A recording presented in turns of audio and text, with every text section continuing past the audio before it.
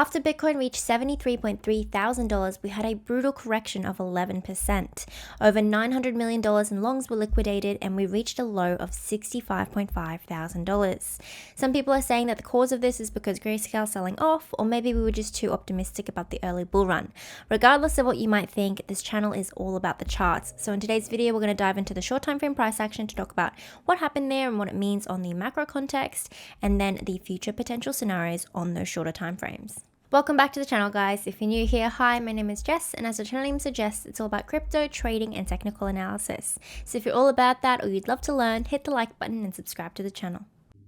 Alrighty guys, so diving right into the charts today, we can see here on the 4-hour time frame, this is our massive correction that we just had. So it was from the top of 73.8 and it went all the way down to that $65.5 thousand range. So that is actually the base of our macro level of support, right? So if we go over to the weekly chart, we can see here this range from $65.5 to $69,000 is actually a huge level of macro support. It used to be a resistance established by that all-time high and then the weekly candle close for that all-time high. But after breaking above it, it's actually really good to see that we have enough strength at that 65.5 to continue to push the price back upwards. So even on the weekly chart, we can see that we flipped back to being green. So really on the bigger time frames, that correction that we just had was so minute, right? It only felt big because at the start of that week, we had a huge move to the upside, right? We were getting to that $73.7 thousand level.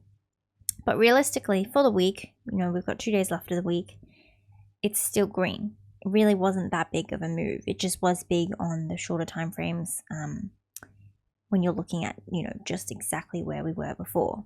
Even on the monthly chart, we can see that everything is still looking fine. Everything is still looking green. Like realistically, if you would put this chart in front of me without the numbers like 4 days ago, and you showed me it now, I'd be like, oh, okay, so nothing's happened, right? Because really nothing has happened on the bigger time frames. It's still fine. So anyone who's saying that, this is the end of the bull run, I don't know why you'd be saying that, because what we need for the start of the bull run is a candle close, a monthly candle close above this $61,000 level, right? A monthly candle close above our prior all-time high monthly candle close.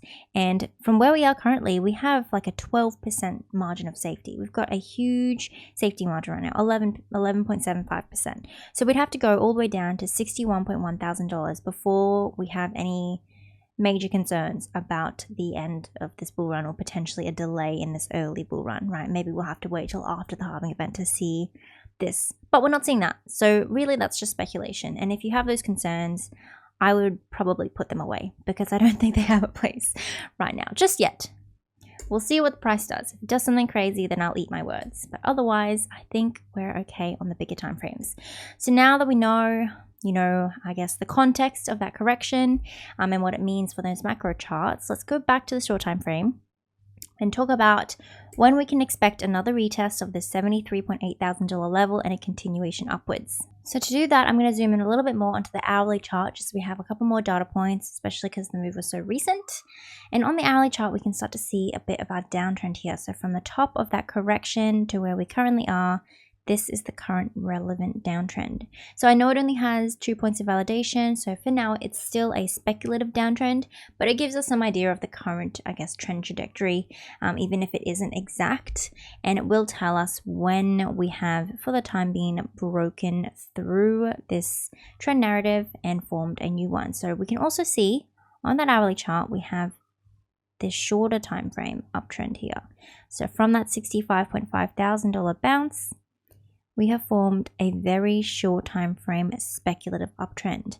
Now this gives us some sort of indication of when to expect either move either to the upside or to the downside. So if we break through this short time frame uptrend, right, and we form potentially our third validation point for this downtrend, we know upon this break here of that trend line, we are going to go down. So whether or not that be just to the top of this range here at $65,000 or what is it, $65,700, or maybe to the middle to 65.5, we don't know. But we know that we're going to get a move to the downside. So I would probably assume that we were testing that base of support here. So it's $65.7 thousand. And now if we break our downtrend, so if we have this break at the downtrend and a continuation of our shorter time frame uptrend, we know that we should move to the next level of resistance, right? So on the shorter time frames, that is this level here. So that starts at $72,000 to $72,800. So those are the 2 points of confirmation that we have on the shorter time frame of what to expect next. So that's what I'd be looking for. Now, in terms of a retest of this deviation high at $73,800 and a breakthrough, what we need to see is actually a little bit further out on that 4-hour chart. Let me just delete all of this mess. So what we need to see on the 4-hour time frame is actually on the RSI here. So to truly confirm that slightly higher time frame, I guess, invalidation of this bearish divergence move and invalidation of this downtrend, we need to see a complete invalidation of this bearish divergence here. We shouldn't be able to confirm a break above 73.8 until we break above this downtrend first, because while we're still in that downtrend, we might just reject from this level as another level of resistance and continue that pattern fulfillment, right? So until we completely invalidate this downtrend, we still might expect a rejection from the 73.8 or even the top of this resistance range at $73,000 first. So we'll have to see how we go, but at least on the shorter time frames, we know when we're going to get either a breakthrough or a breakdown of these levels. What's looking good to me is on the 4-hour time frame, we are trying to break back above the 50 SMA. So as we know, it's a bit of a trend narrative descriptor. I guess it doesn't predict anything, but it tells us when we break above it and we have a candle close above it, we have flipped the trend narrative on that time frame. So when we broke below that 50 SMA, we know that we were going to probably continue downwards, right? And so we did to that $65.5 thousand level. And when we break above that 50 SMA, we can expect a continuation of the new trend narrative, which is a bullish trend narrative, to that next level of resistance, that is $72,000. Okay, so now we know exactly what we're looking for on the hourly chart to confirm a move either upwards or downwards. And we also know on the 4-hour chart what is going to confirm a continuation on those higher time frames above $73.8 thousand. So a continuation of our price discovery. Just want to quickly reiterate as well on that monthly chart, everything is still looking fine until we go below $61,000. So try not to panic and just take a look at the charts and what's going on and what it has done and what it really means, because realistically, you know, it wasn't that big of a correction. We were just so overextended that it felt really dramatic.